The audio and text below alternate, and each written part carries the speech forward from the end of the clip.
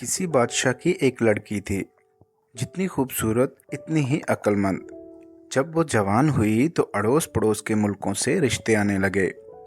हर शहजादा चाहता था कि वो शहजादी से शादी करे, लेकिन शहजादी ने सिर्फ 3 शहजादे पसंद किए। इनमें से एक शहजादा फहद था।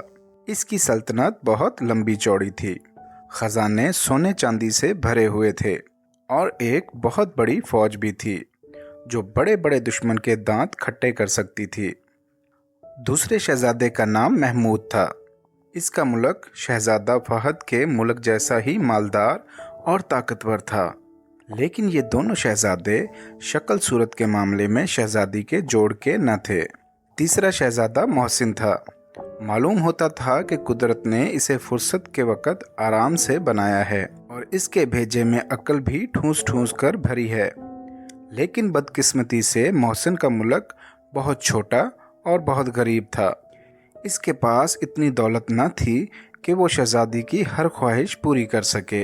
बादशाह, मलका, वज़ीर आज़म गर्ज तमाम लोग यही समझते थे कि शहजादी फहद और महमूद में से किसी एक को पसंद करेगी। लेकिन जब शहजादी ने अपना फैसला सुनाया तो बादशाह और इसके वज़ीर अमीर सब हैरान रह गए। शहजादी ने कहा, हम शहजादा मोहसिन से शादी करेंगे। बादशाह सर खुजाकर बोला, माँ बदौलत की राय में आपका ये फैसला निहायत ही वाहियात किस्म का है। इस बेवकूफ़ के पास सिवाय शक्ल के और धरा क्या है। फौज का कमांडर इन चीफ कहने लगा, मैं निहायत अदब से अर्ज़ करूँगा कि शहजादी साहिबा अपने फ़ैसले पर गौर फरमाएं। फ़ौज हरगिज़ ये बर्दाश्त न करेगी कि इसकी शहजादी एक फटीचर आदमी से ब्याह करे।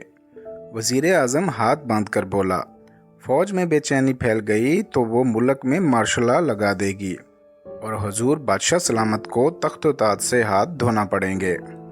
वज़ीर दाखिला ने कहा, हुजूर शहजादी साहिबा, इसकी शक्ल पर ना जाएं। इससे अच्छे अच्छे खूबसूरत नौजवान साइकिलों में हवा भर रहे हैं।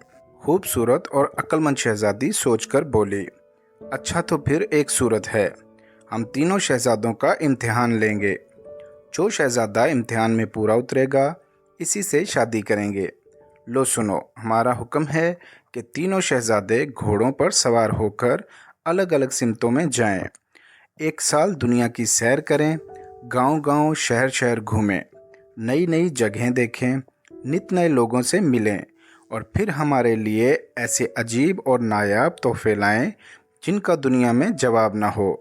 जिस शहजादे का तोहफा सबसे अच्छा और अनोखा होगा वही हमारा शौहर बनने का हकदार होगा।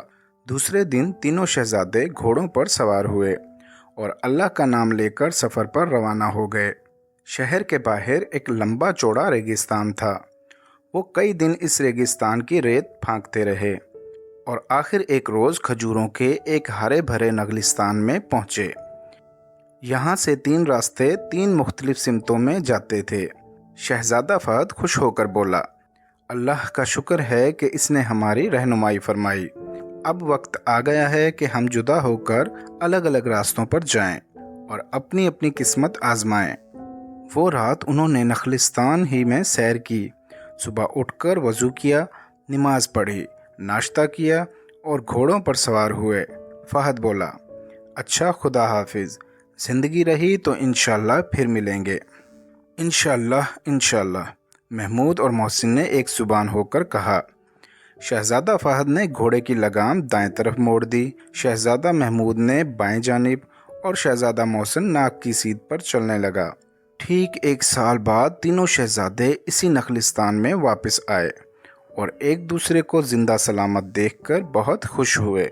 शहज़ादा फहद ने शहज़ादा महमूद से पूछा, भाई आप क्या अजीब चीज़ लाए हैं, ज़रा हमें भी तो दिखाइए।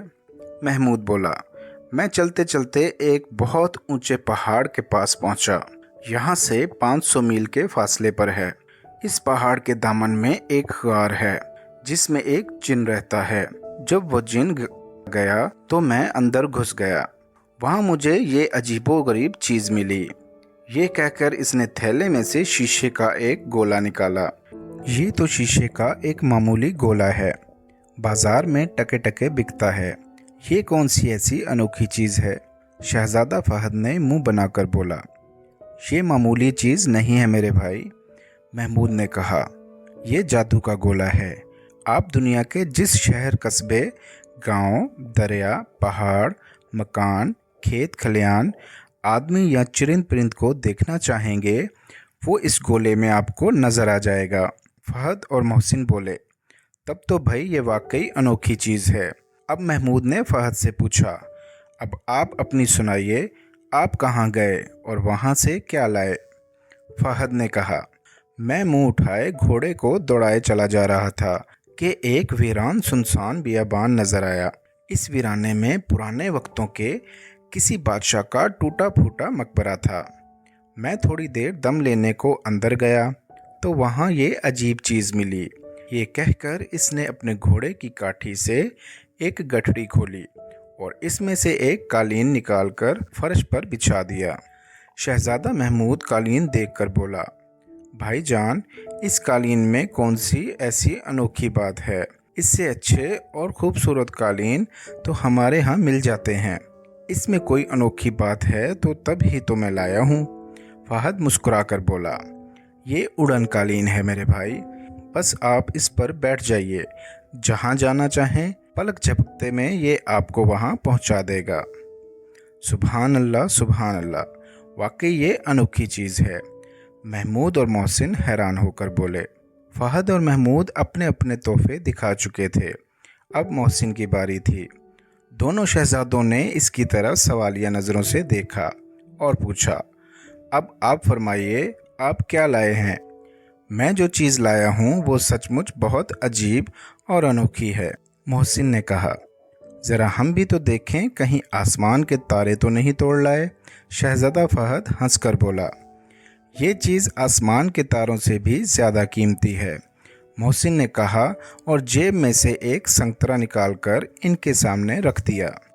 پھر بولا، میں سفر کرتے کرتے شہر فسطاط جا پہنچا، وہاں مجھے ایک فقیر ملا، اس نے مجھے سونے کی 3 اشرفیوں کے بدلے یہ سنگترا دے دیا۔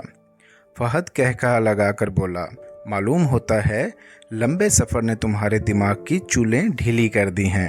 ارے میاں بدھو، ایسے سنگترے تو ہمارے ہاں 4 روپے درجن عام ملتے ہیں۔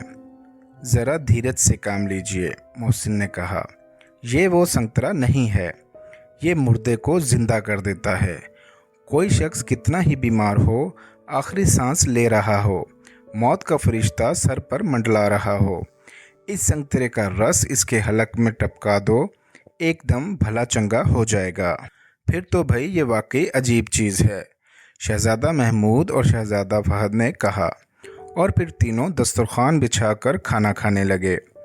کھانے کے بعد انہوں نے شکر الحمدللہ کہا، ہاتھ دھوئے، کلی کی اور جانے کی تیاری کر رہے تھے کہ فہد بولا، 1 سال سے ہمیں شہزادی کی خبر نہیں ملی، میرا خیال ہے ٹھیک ٹھاک ہی ہوگی۔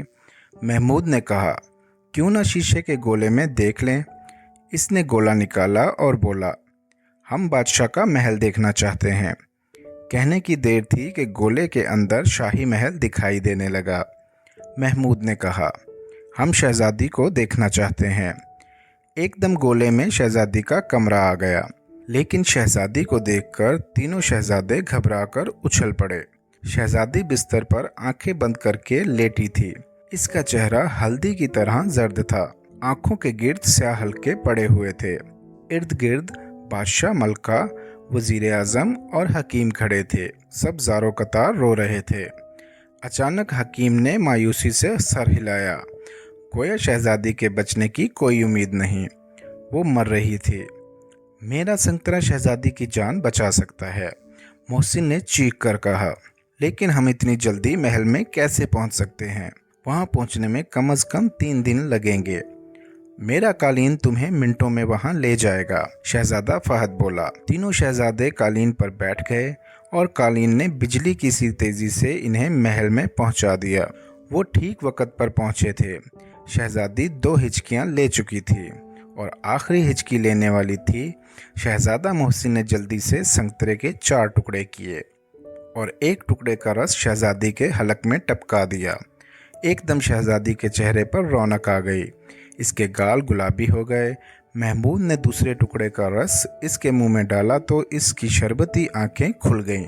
तीसरे टुकड़े का रस हलक में टपकना था कि वो उठकर बैठ गई, और जब महमूद ने चौथे टुकड़े का रस इसके हलक में टपकाया तो वो बिस्तर से उठकर इधर उधर दौड़ने लगी। बादशाह और मलका ने बड़ी मुश्किल से इसे पकड़कर बिस्तर पर बिठाया। जब शहजादी के होश ठिकाने हुए तो वो बोली, मैं इस शहजादे से शादी करूंगी जिसने मेरी जान बचाई है। हकीम ने कहा, शहजादी साहिबा का इशारा गालबन शहजादा मोहसिन की तरफ है। इन्हीं के संगतरे ने इन्हें दोबारा जिंदगी अता की है, ये सच है। वजीर आजम बोला, लेकिन संगतरा ऐन वक़्त पर यहाँ कौन लाया? यकीनन वो शहजादा फहद का कालीन है। मेरा ख्याल है कि शहजादी साहिबा का इशारा शहजादा फहद की तरफ है। बादशाह ने सर खुजाया और फिर बोला, लेकिन आप लोग ये ना भूलें कि अगर शहजादा महमूद के पास शीशे का गोला ना होता तो शहजादा फहद का कालीन और मोहसिन का संगतरा दोनों बेकार साबित होते। इस गोले ही ने इन्हें शहजादी का हाल बताया। मेरे ख्याल में शहजादा महमूद ही शहजादी का शौहर बनने का हकदार है। अब झगड़ा शुरू हो गया। तरह तरह के मुंह, तरह तरह की बातें, कोई कुछ कहता कोई कुछ। जब ये झगड़ा किसी तरह ख़त्म होने में ना आया तो बादशाह, मलका, वज़ीर आज़म और हकीमों ने वही किया जो इन्हें पहले करना चाहिए था।